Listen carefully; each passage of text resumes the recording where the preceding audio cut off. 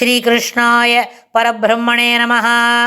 ஸ்ரீமத்பகவத்கீதா தியானஸ்லோகாः.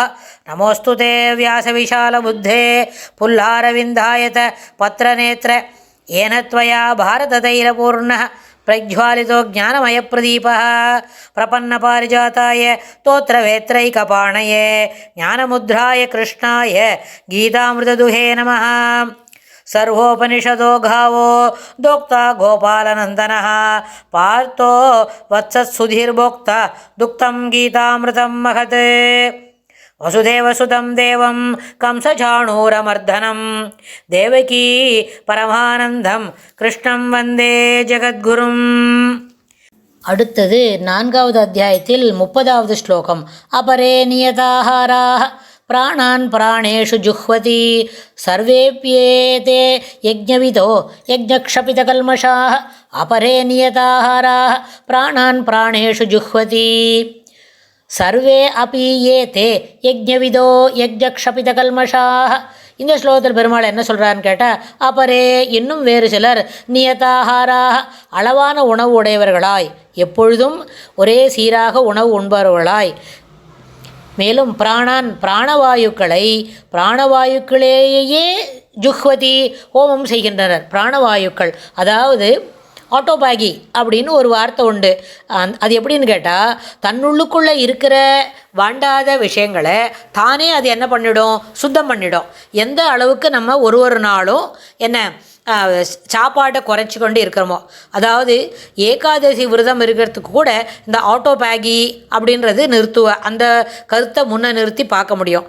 ஏன்னா எவ்வளவு நேரம் நம்ம சாப்பிடாமல் இருக்கோமோ, இப்போ ஒரு வேளை சாட்டாச்சு, கர்த்தால 12 மணிக்கு சாட்டாச்சு, ஆகாரம் முடிஞ்சுடுத்து அப்படின்னு சொன்னால், இப்போ ராத்திரி மணி 7 போகிறது அப்படின்னா, இந்த 7 மணி நேரம் நம்ம நடுவில் எதுவும் சாப்பிடல, அவசியமானா நான் தீர்த்தம் எடுத்துட்டோம் அப்படின்னு வைங்களேன். இந்த 7 மணி நேரத்தில் 12 மணிக்கு சாப்பிட்ட உணவு நியதாகாராக, அது உபாயமான உணவு தான், அப்படியே பெரிய அளவில் சாப்பாடு இல்லை, திட்டமான ஒரு சாப்பாடு அந்த ஆகாரம் உள்ளே போயிருக்குதுன்னு சொன்னால், அது செரிமானம் ஆகிறதுக்கு 3 மணி நேரம் ஆகும் மினிமம். இல்லாட்டி இன்னும் ஒரு மணி நேரம் சேர்த்துண்டாக்க, இன்னும் ஒரு தடவை சேர்த்துண்டா 4 மணி நேரம் கூட ஆகும். 4 மணி நேரம் ஆயிடுத்துன்னு சொன்னால், அதுக்கப்புறம் இப்போ என்ன எவ்வளோ நாழி ஆயிருக்கு, இன்னும் மேலே 3 மணி நேரம் ஆயிருக்கு. இந்த 7 மணி நேரத்தில் அது என்ன பண்ணும், தானாக அது ஜெரிமானம் ஆயிரும். உள்ளுக்குள்ளே இருக்கிற வாண்டாதது இருக்குமே, அதையும் சேர்த்து கழிவு பொருள்கள் என்ன உண்டோ அதில் தள்ளிடும், சுத்தம் பண்ணிடும்.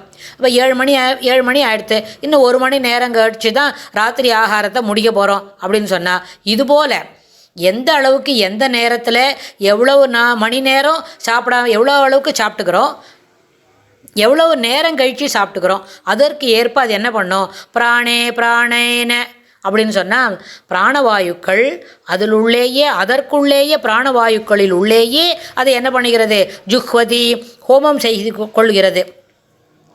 நியதாகாராக அப்படின்னு சொன்னால், அல்ப ஆகாரம் உடையவர் பிராணனில் ஹோமம் செய்தவர்களாக ஆகின்றனர். அதுவும் என்ன பண்ணுன்னு கேட்டால், சர்வே அபி ஏதே இவர்கள் எல்லாருமே யஜ்ஞவிதா யஜ்ஞத்தை உணர்ந்தவர்கள், மேலும் யஜ்ஞக்ஷபித கல்மஷாக யஜ்ஞக்ஷபித கல்பிஷாக அப்படின்னு, அந்த கல்மஷாக அப்படின்னு சொன்னால் யஜ்ஞத்தினால் பாவங்கள் தேயப்பெற்றவர்களாக ஆவார்கள். இந்த மாதிரி யஜ்ஞத்தை அல்ப ஆகாரம் சாப்பிட்டுக்கிறோம், அது ஆட்டோபேகின்னு சொன்னால் என்ன பண்ணுறது, இன்டர்னல் சுத்தத்துக்கு, அதாவது இம்யூனிட்டி சிஸ்டத்தை பலப்படுத்துறது, அதுபோலெல்லாம் செய்து இருக்கும் பொழுது அந்த சரீரத்துக்குள்ள அதுபோல் பழக்கங்களெல்லாம் மேற்கொள்கிறோம் இல்லையா. அல்பாகாரம் நியதாகாரகன்னு சொன்னால், அல்ப ஆகாரம் இருக்கிறவர்கள் என்ன செய்வார்கள், பிராணனில் ஹோமம் செய்தவர்களாக ஆகின்றனர். அவர்களுக்கு இவர்கள் எல்லாருக்கும் சர்வே அபி ஏதே இவர்கள் எல்லோருமே யஜ்ஞவிதா என்ன பண்ணியிருக்கார், யஜ்ஞத்தை உணர்ந்தவர்கள், மேலும் யஜ்ஞக்ஷபித கல்மஷாக யஜ்ஞத்தினால் ஏற்பக்கூடிய என்ன சிறப்பு என்ன, அதனால் தங்களுடைய பாவம் தேயப்பட்டவர்களாக ஆகின்றார்கள் அப்படின்னு பெருமாள் இந்த ஸ்லோகத்தை சொல்லிக் கொடுக்குறார். அடுத்த ஸ்லோகத்தில் இன்னும் என்ன சொல்கிறாருன்னு நம்ம பார்க்கலாம். ஸ்ரீகிருஷ்ணாய துப்யம் நமஹ.